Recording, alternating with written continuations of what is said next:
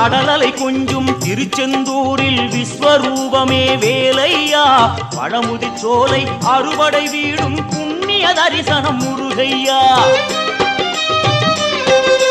திருநீர் அணிந்து வரும் போது நெஞ்சில் நிம்மதி பிறக்குது கந்தையா சுகனே சிவனார் மகனே உன்னை பாட பாட சுகமாகுதையா வேல் முருகா அரோகரா அரோகரா வேல்